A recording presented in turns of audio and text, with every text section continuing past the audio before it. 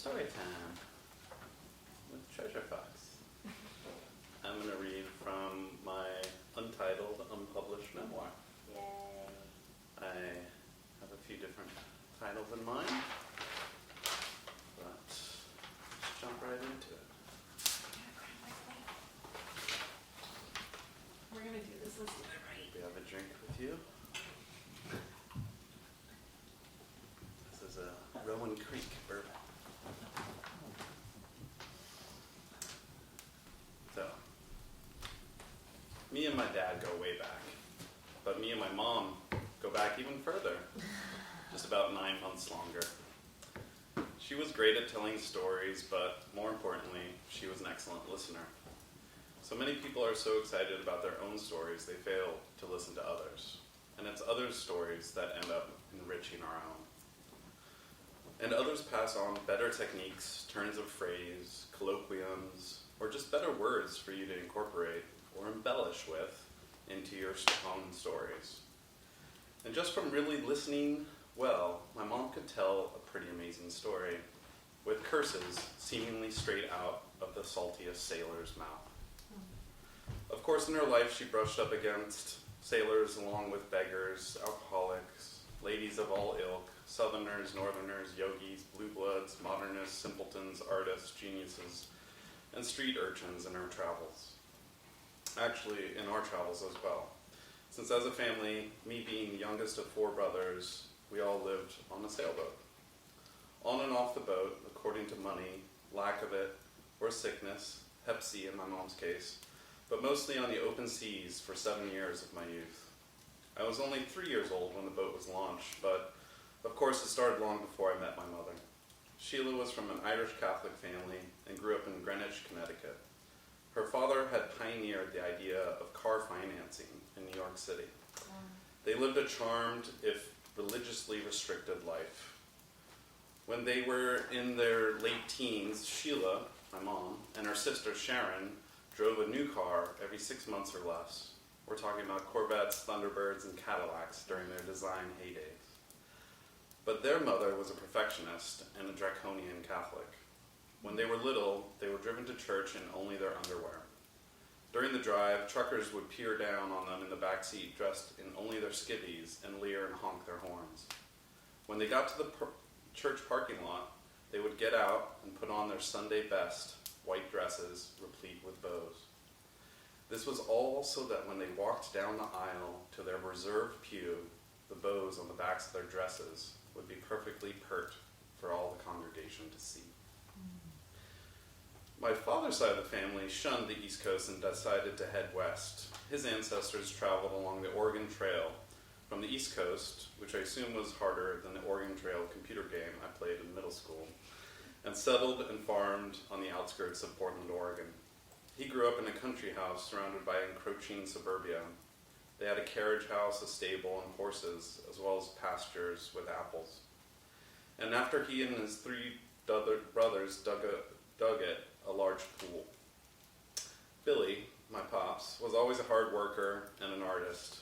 He liked to draw portraits of friends and renderings of buildings and trees.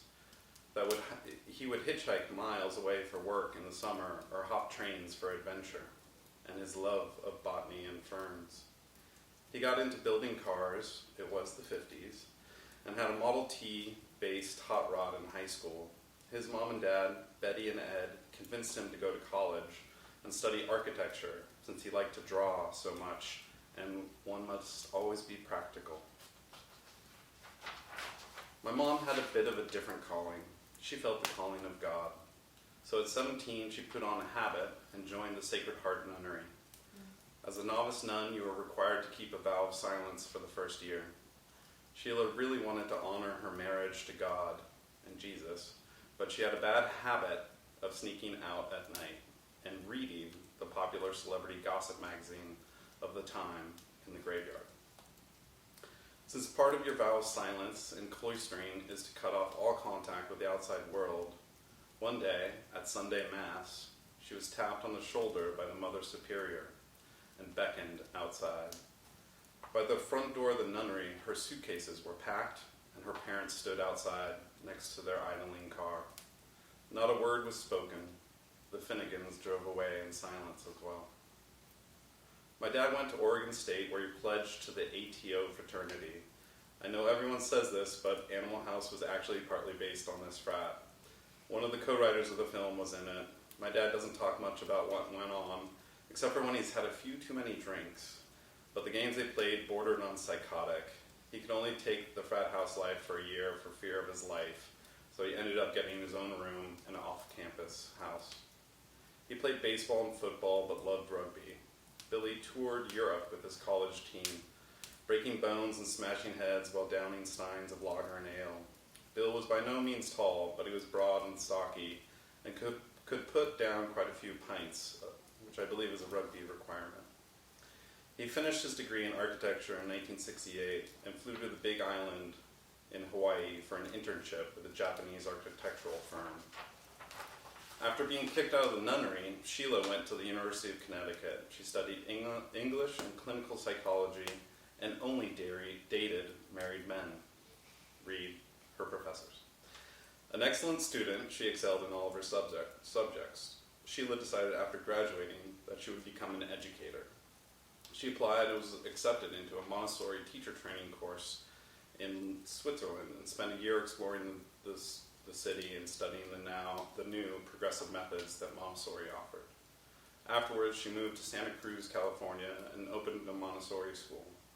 Since she was still practicing her vow of never dating unattached men, since she wasn't ready for a relationship, she began dating the father of one of the kids at her school.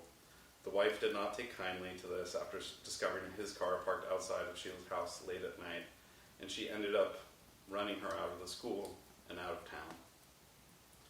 She regrouped back east. While dating another married man, she got pregnant on New Year's Eve of 1967. Being Irish Catholic, an abortion was not an option. Her mother bought her a ticket to Hawaii to have the baby away from their society. It was arranged that a family friend would be listed as the father and husband on the birth certificate so it wouldn't be stamped illegitimate. Jason Sean Hamilton was born in 1967. Sheila ended up staying in Hawaii and enrolling Jason in a local kindergarten where he was the only haole, the white person. She continued her education by enrolling in graduate school at the University of Hawaii in the master's program in clinical psychology while taking business law courses at night. Billy was living it up in Hawaii. He was working for a top architectural design firm, making good money, and apparently driving a white 1968 Alfa Romeo Spider convertible around the islands. They were designing modern homes and businesses with a minimalist Japanese aesthetic. Bill had taken a couple of sabbaticals and had traveled widely.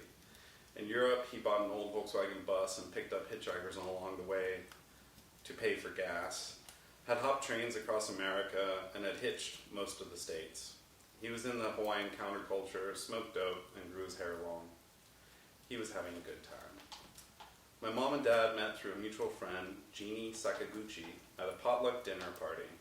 Jeannie had invited Sheila, saying, "There's a really cute architect named Bill that I'd invited," to which my mother replied, "Is he married?" Instead, it was love at first sight. She was so taken by his charms and good looks, and he, to this day, avows, "I felt like the luckiest man in the world that she even considered me and chose to be with me." They would go on road trips and boat trips, hiking up to waterfalls, camping under the stars, scuba diving the pristine waters with local friends, and just living well within nature. Bill thought, why can't we live the rest of our lives this way? He hatched upon a plan to build a sailboat.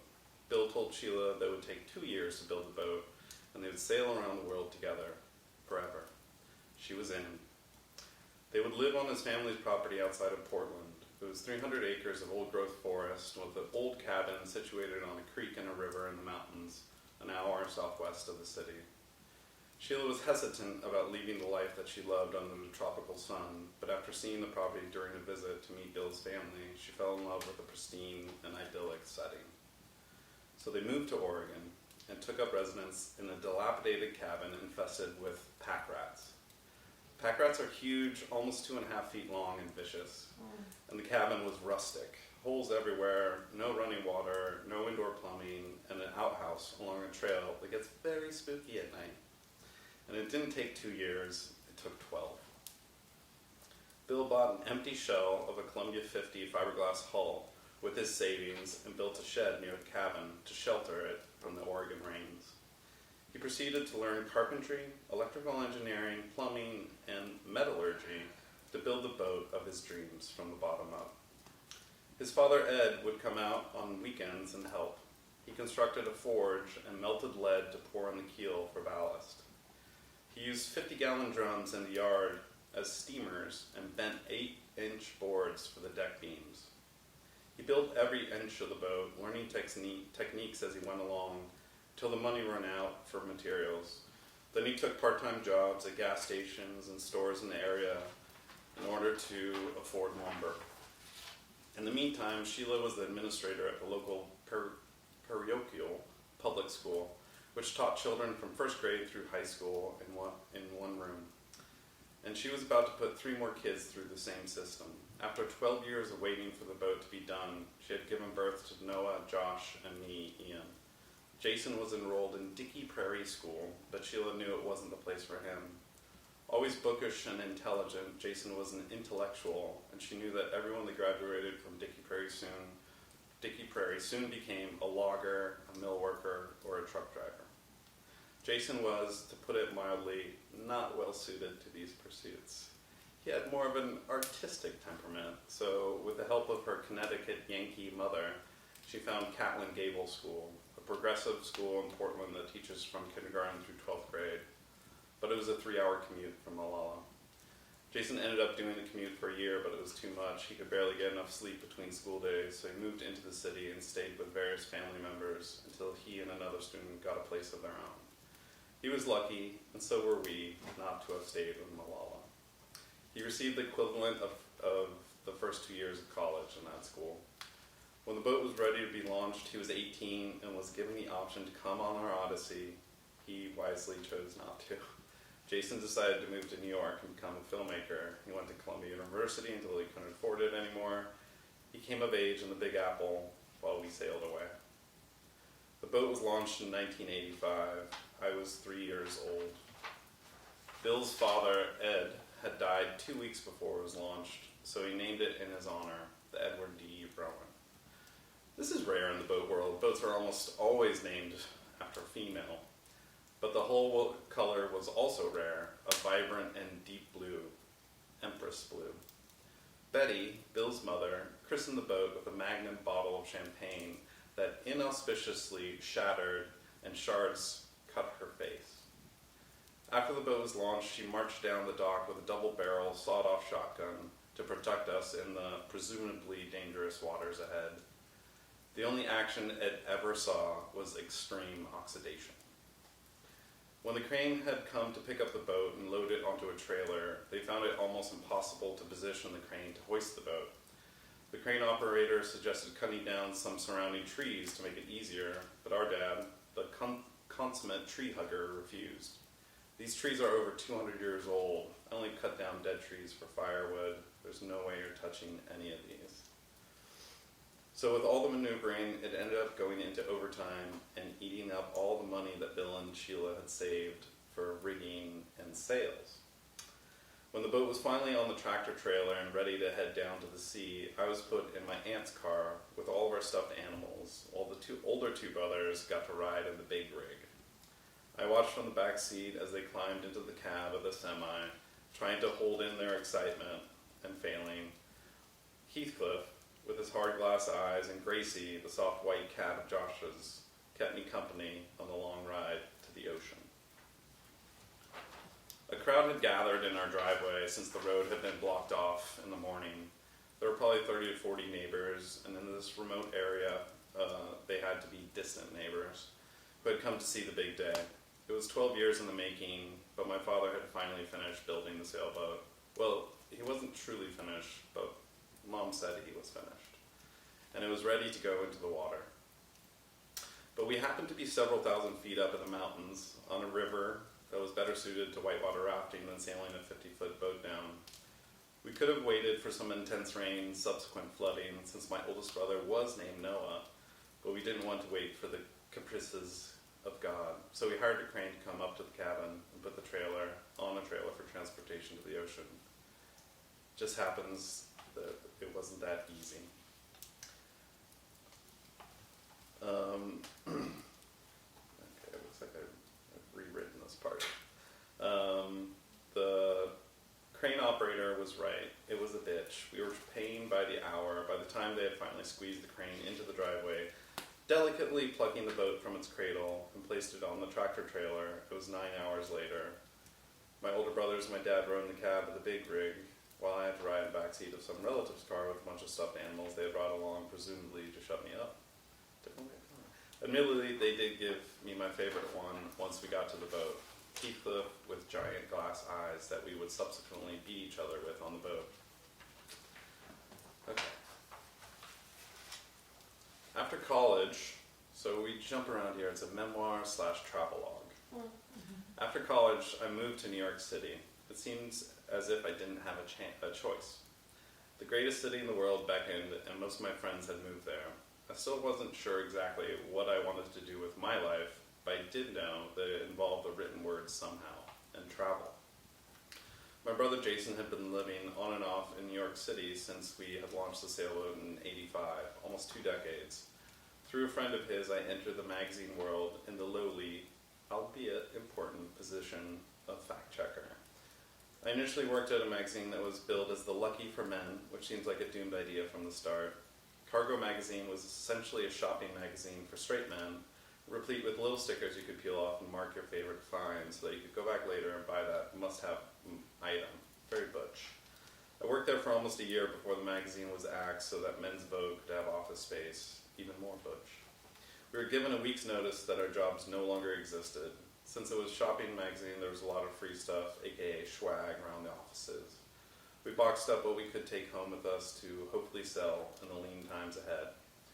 During that winter, I realized that, much like my parents, I didn't really enjoy winter all that much. During the cold nights in Brooklyn, I would wonder why the city of New York existed. Miami exists, and sucks. And why not transplant New York to Miami? And all of its nooks and crannies and places and museums and parks and people and life to that bitter wasteland of a tropical city. Wouldn't Miami be better if it was New York? A real city of density and culture that also has the beach and a climate that doesn't make you miserable for 7 months out of the year? I can see you agree with me. No more harping. I decided on these sleepless nights to save up and try to revisit the places that I grew up. They seem so far away. Central America, Mexico, Costa Rica, Panama, places of dreams and realities, so far from the reality of New York that I had to go back and find out that they were and are real. So I started to save up money for a year and dream of the time that I would be riding a motorcycle through the same places I grew up. After a while, the dream started to look like a reality, so I quit my job, gave away all that swag belongings, and bought a ticket for the West Coast. My brother Josh, 2 years older, had somehow gotten wind of my plan. He is the adventurous, climbing, traveling brother that's 2 years older, and so he had to jump on me and decided that my travel idea was great, but that I need him for the trip. I, of course, agreed that since he already knew how to ride a motorcycle, he'd be invaluable for the journey. We grew up on the sailboat together. We were our only friends for 7 years of our lives in foreign lands, and both deserve to go back and see the truth of how we learned about life. He was on summer break from college and had 6 months to make the trip. Wait, that doesn't add up. I think he was kicked out of that college and had 6 months.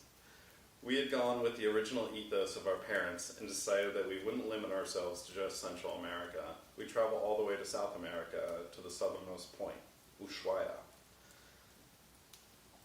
It turned out that our cousin Stephanie and her husband, Greg, lived in San Diego. They invited us, after we let them know what we were up to set up base camp for our trip in their garage.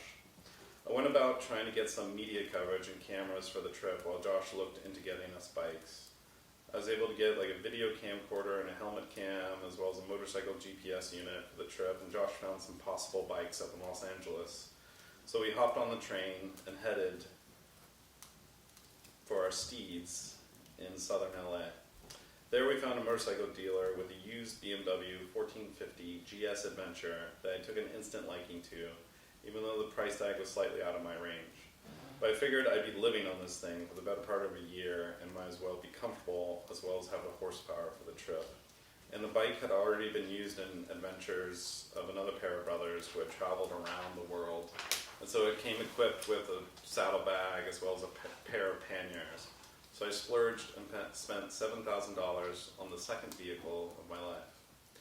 Josh had found what was reportedly one of the best off-road touring bikes, sworn by numerous adventure riders across the pantheon of online forums. The Kawasaki KLR 650 was the bike for the serious rider. While I was visiting with my college buddy Raul, whom we were staying with in LA, Josh went off and test drove and bought one off of a guy that was being forced by his wife to get rid of some of his toys. He was over 300 pounds, and so he had modified his KLR with aftermarket performance shocks and a plethora of other add-ons to the stock 650. These additions included an exhaust system, rebuilt engine, and a performance chain. Josh thought he was getting a good deal. Raul threw us a little bon voyage party that left us quite hungover for our first ride down the coast to San Diego. It being my first real motorcycle ride, we took our time along the scenic vistas of the Pacific Coast Highway. We stopped at a Mexican restaurant for a delicious lunch of Pacificos and fish tacos at Seal Beach and walked around the pier contemplating the long road ahead of us, as well as many more fish tacos ahead of us. We didn't make it back to Stephanie and Greg's until way past nightfall. It seemed as if our travel pace might just be as slow as our parents. It took us almost a month to finish our preparations. Josh built panniers for his motorcycle out of crush and waterproof Pelican cases. He affixed to a frame he built on the back of the bike. I wanted reversible license plates and smoke bombs to ward off pursuers, i.e. cops, just like we had dreamed up when we were kids, but there wasn't time to build the necessary gizmos. February 12th rolled around. It was time for my 25th birthday. It was exactly 21 years since we were in San Diego on the boat for my 4th birthday.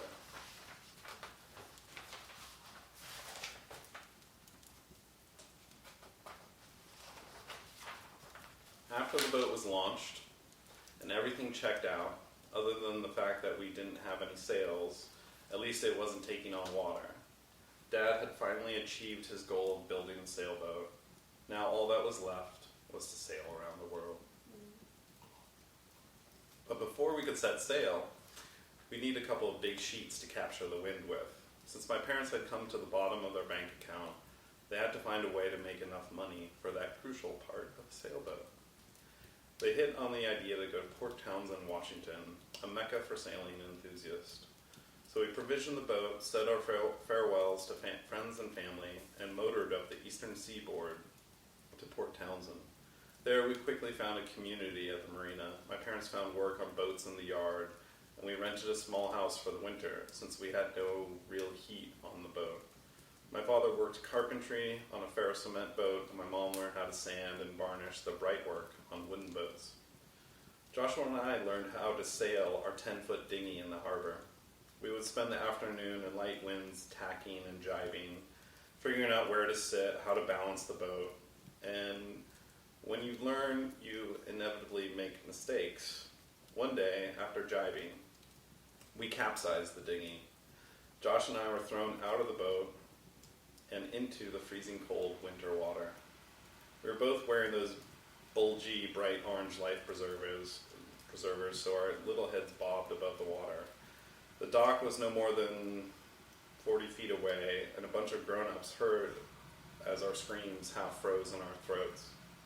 They all gathered and shouted at us. Pretty soon, Dad came running down the dock and joined the other grown-ups. "Swim towards the dock," they told us. The life jackets restricted our movement, and we couldn't turn our heads. All we could do was kick our feet on our backs. "Follow the sound of our voices, this way." Absolutely no one wanted to jump in after us.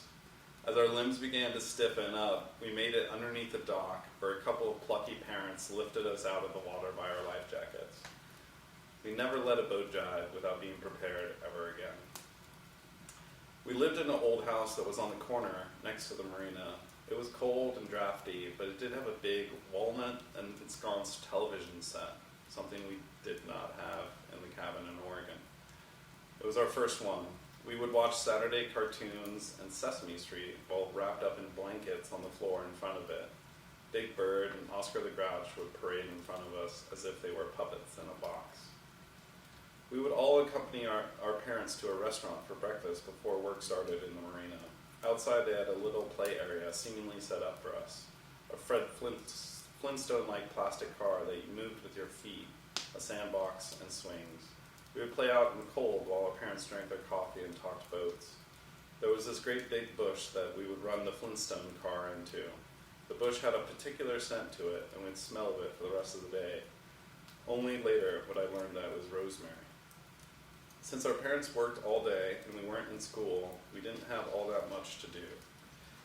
Noah came up with the idea of buying 2 liters of soda and walking around the boatyard selling Dixie cups of it for 10 cents a piece. We'd be rich.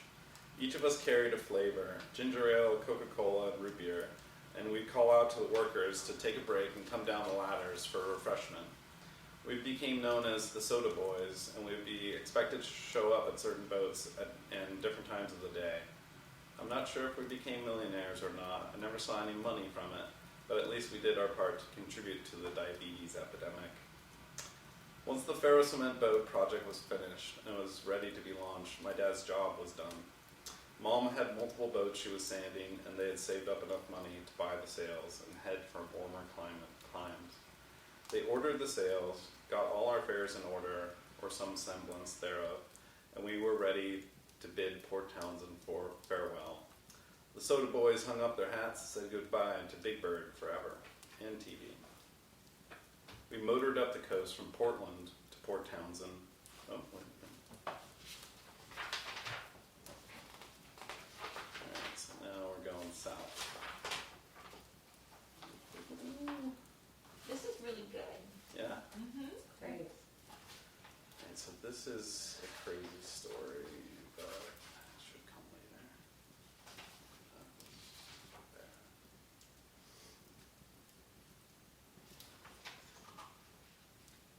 Well, this is when the boat sinks, which isn't pretty The books. horrendous story. See, I've got it a few different ways. Yeah, the boats that sink. I think every time I tell this story, it's pretty intense for me. But I guess we'll do it. It was a cloudless night, and the moon shone brightly on the surrounding dead calm water as Dad rowed our dinghy back to the boat.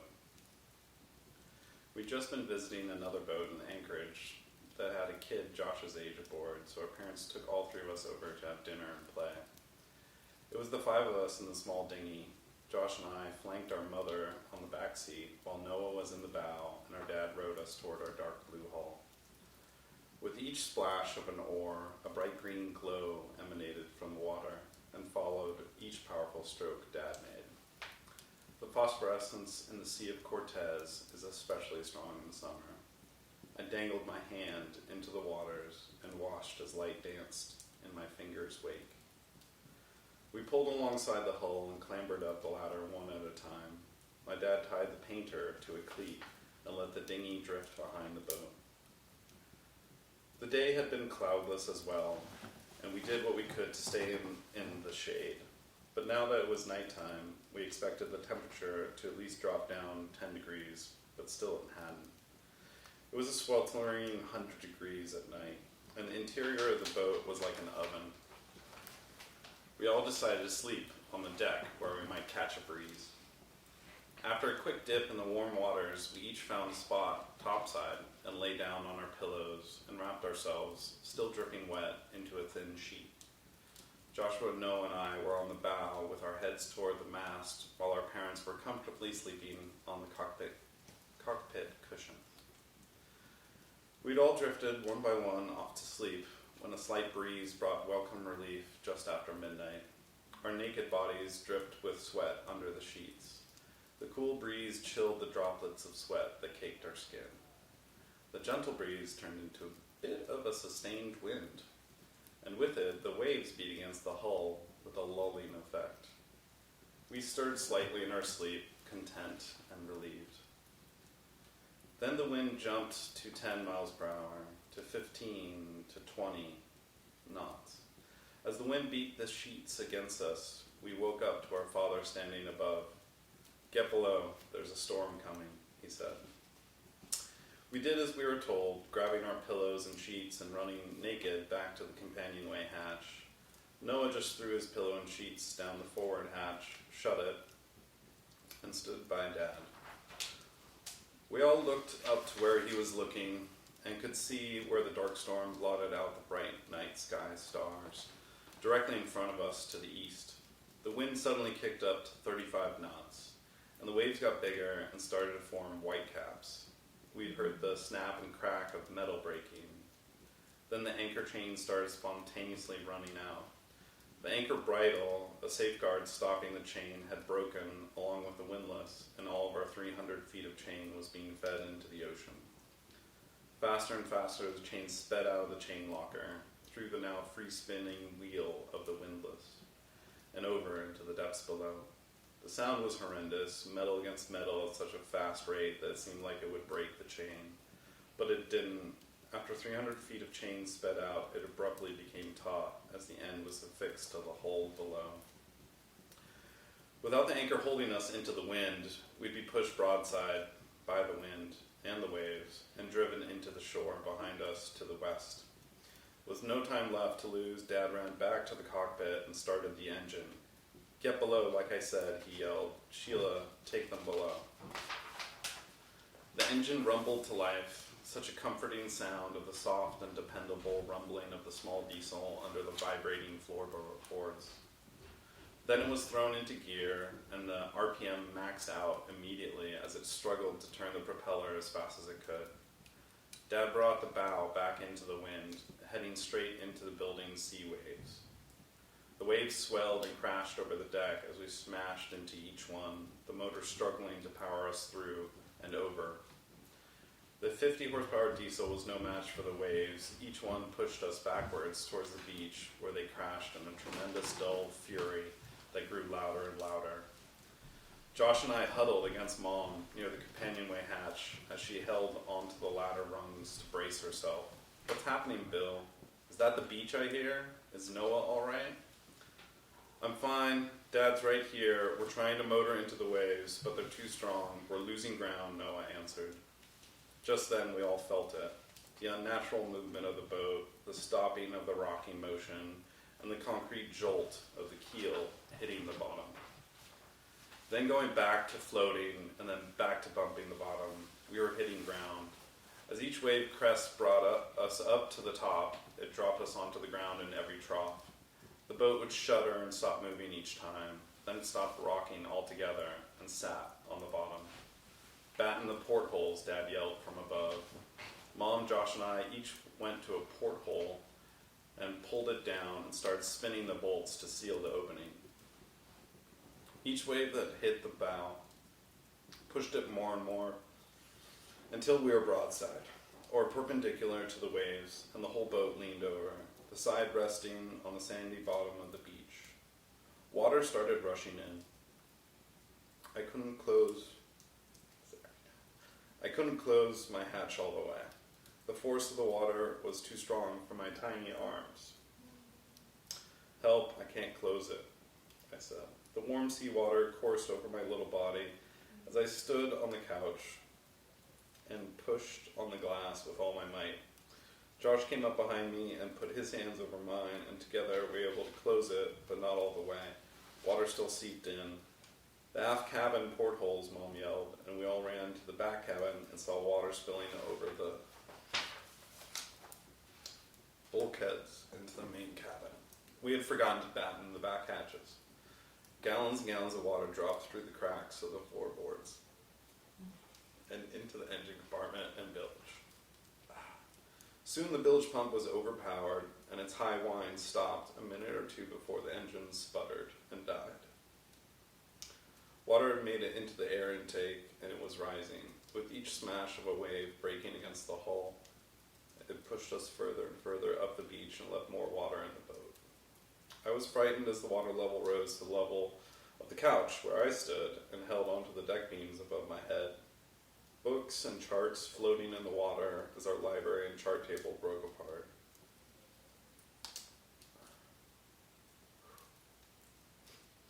Mom was still in the back cabin trying to shut the portholes after sealing the 2 deck hatches by herself. She was up to her waist in water.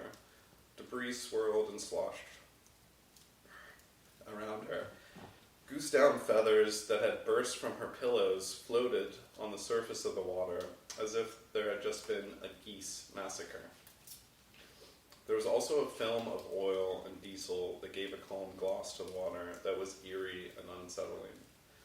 In all the jostling of the aft cabin storage, the 2-part epoxy, an industrial strength marine glue that is in 2 separate containers that, when mixed, activates, had burst open and they had mixed in the water. The epoxy covered Mother's skin, and as it dried, the feathers affixed themselves to her epoxified epidermis. Sheila, grab the boys and send them ashore. It's too dangerous for them here, came Dad's voice from the cockpit through the crashing of the waves. Mom ushered us to the ladder and had us climb up, which wasn't really up, more like sideways, since the boat was on its port side. Once on the tilted deck, we each reached for the deck hold bars to steady ourselves. Dad had the hatch to the lazarette behind the helm open and was digging for something in it. He turned around and saw us, a sliver of fear shone in his eye, but he was too busy to notice. Come here, each of you take a cushion from the cockpit, and when I say go, you jump overboard. Got it? Josh looked at me and then scrambled down into the cockpit to grab a cushion. He held the first one up to me and I took it. He pulled the other one up and joined me on the side of the boat facing the beach. We looked back at Dad. He stood on the other side of the boat with a large coil of rope around his left shoulder and an anchor balanced on his right. With his left hand, he held up onto the railing and turned his head over his shoulder to us. We all felt the hit of the wave crash against the hull, shower water over the deck and onto us, and as it subsided, Dad yelled, "Go," and we all jumped into the water. The long gray, sun-cracked cushions hit the water first, then we hit them with our bellies, and it knocked the wind out of me. Josh pushed my cushion in front of him, and I started to surf towards shore. I dug my little hands into the water and paddled as hard as I could, looking back at Josh and our boat beached behind him like a near-death blue whale that didn't care that the waves were hitting it. We surfed each wave and paddled between them. The beach was almost 300 feet away from the boat, and as we got close to the shore, we abandoned the cushions and swam the rest of the way. I walked out of the breaking surf just behind Josh, one of the cushions hitting my heels, and we stopped and turned around. Naked and dripping wet, we tried to catch our breath while we looked out towards our home and just stood there silently. When Dad had yelled go, he had jumped over the side as well. He landed in 5 feet of water or 10, with the weight of the anchor holding him down. He took in a huge breath and held it as the next wave came crashing onto the boat. The backlash of the wave hitting the boat sent him away from the boat, and he began to walk on the bottom of the sea into the oncoming waves. At each trough of a wave set, he could take another breath and hold it during the crest of the next one, much like a surfer going under a wave, until he had made it about 100 feet away from the boat. Then he took another big gulp of air, held it, and dove underwater to set the anchor deeply into the sand and rocks. Once Dad felt that it was secured, he took the end of the line and swam back to the boat. Dad would later tell us, when I got to the boat, I only had one hand free to climb aboard since the other held the bitter end of the line. I reached up with my free arm, grabbed the tow rail, and pulled myself up on deck in one motion, as if I was as light as a feather, It was amazing. So much adrenaline was coursing through my veins that it felt as if I could do anything. I wrapped the line around the winch and put the winch handle in and started tail until the anchor line became taut. The more I winched, the tighter the line became, and it began to slip around the winch. I realized that the keel had dug itself into the sand too deeply for me to be able to get the boat off. I tied the line to a cleat and joined your mother and brother below to wait out the storm. As the sun came up in the east, the storm had dissipated over us and continued overland to the west. The waves subsided, and we still stood naked, watching the boat listlessly rock in the surf. We could see Noah periodically come on deck and throw things overboard. Various objects washed ashore after a while, and Josh and I ran along the beach collecting them and bringing it all back to a pile. There were combs, cans of rusted paint, tarps, sheets, pillows, books, charts, cushions, dresses, teddy bears, and toys. They all went into the pile. The one thing that we needed hadn't washed ashore. Shorts. The sun was up now, and we were still naked as the day we were born. "Send in some shorts!" we yelled in unison. "Send in some shorts!" We continued to collect what was our family's meager possessions as they washed ashore and brought it to the pile that continued to grow. The sun was starting to cook our uncovered skin, especially our little tushes and penises, so we yelled louder, "Send in some shorts! Send in some shorts!" But no one, not our brother Noah, not mom or dad, responded to our plaintive cries with so much as a wave or an acknowledgement of our plight. They were too far away, and the sound of the surf swallowed our shouts. I had to go to the bathroom, so I dug a little hole in the sand and began to poop into it when, from behind me, I heard the bark of a big dog. Startled and incapable of moving, I craned my neck around and saw a tall man walking his enormous St. Bernard towards us. Josh brought his hand up to shield his eyes from the sun and looked at the man. I continued to poop. He looked at us, at the pile of garbage that we were collecting, then out to our helpless sailboat aground and askew, then looked back at us, and kept on walking. Not a word was spoken. He walked off down the beach, his dog trotting alongside him in silence. "Send in some shorts!" We took up our call once again. "Send in some shorts!" Shorts never materialized in the surf. By late afternoon, we were getting pretty hungry. We watched as one of the larger sailboats from the other side of the anchorage had motored over, and after tossing Dad a couple of tow ropes, was attempting to pull the Edward D. Rowan off of the beach. After an hour of maneuvering and winching and anchors, she plopped out of the sand, dragged along, bumping the bottom, and then the mast swung up and the boat was afloat once again. We sat on the beach with a pile of possessions behind us. Our boat was towed over to the protected area of the cove and anchored.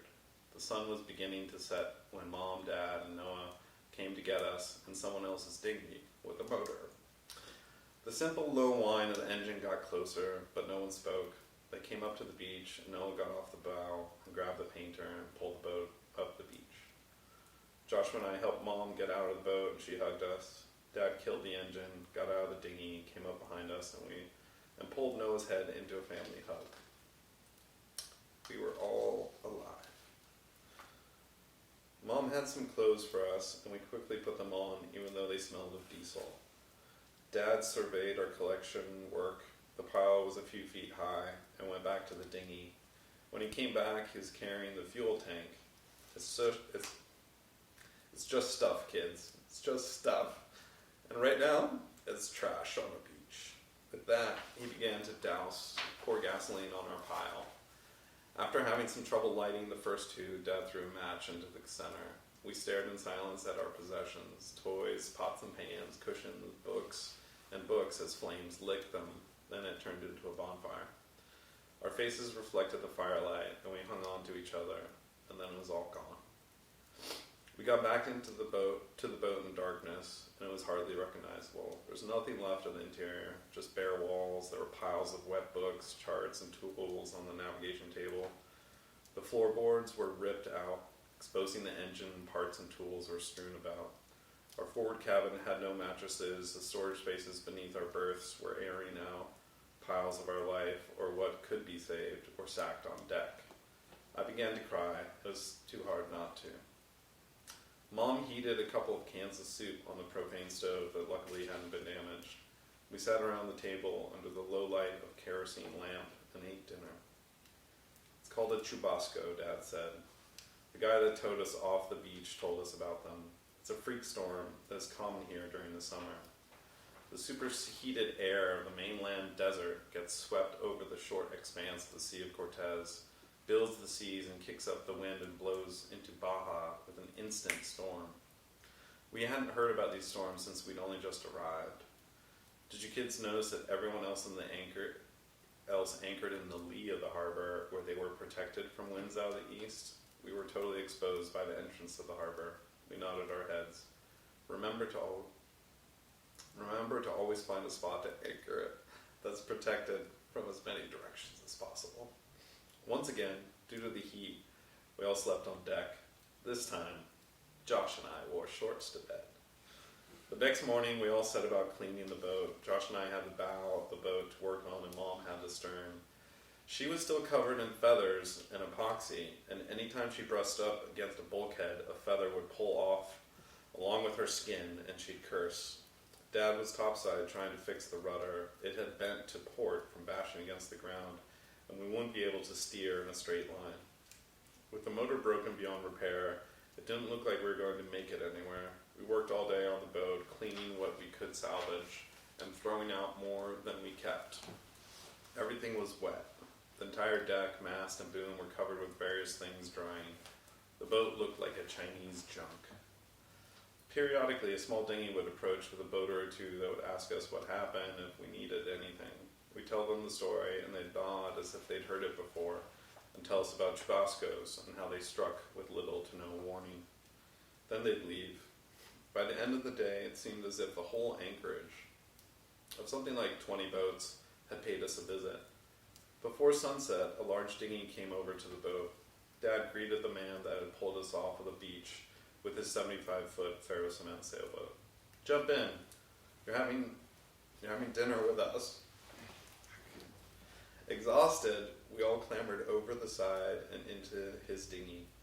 We slowly motored over to his boat, and when we got closer, saw that it was surrounded by other dinghies.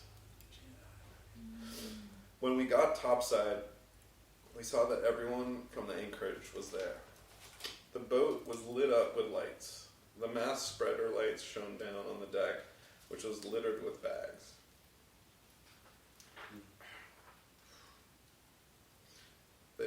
They had somehow organized a benefit for us. Our parents were offered drinks, and we were allowed to have a Coke as they ushered us below. A feast awaited us.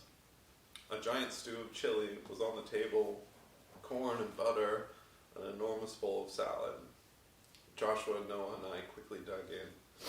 Dad retold the story of the chubasco and his attempts to get us off the beach while everyone ate and drank.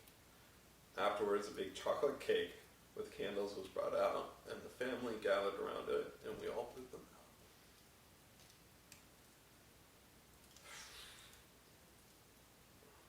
out. As everyone ate a slice of chocolate cake, they told us what they donated to us.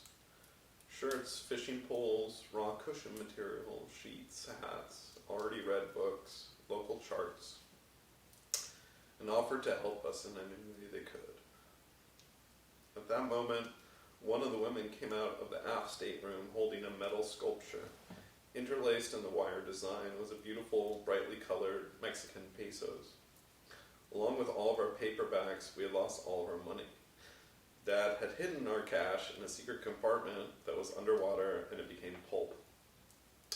The sculpture was a collection of money that everyone had donated to us. It looked like a Technicolor bonsai bush. When they presented it to us, everyone was silent. Mom began to tear up. Such generosity. Thank you all so much to have strangers, literally strangers, be so thoughtful and giving in our time of need. We can't thank you enough for all that you have done and given us. When I think of that night, that act of generosity, it always brings tears to my is to know that that kind of caring for other human beings, ones that you have no relationship to, is real. After a few more adult beverages, Mom and Dad packed us into the now overladen dinghy, and we were taken back to the husk of our home. We brought our newly given clothes and sundries aboard and slept soundly that night. Next morning, we were towed by the Faro cement sailboat to the nearest port, Puerto Escondido, for engine and other repairs. We would be picking feathers out of my mom's skin for months afterwards.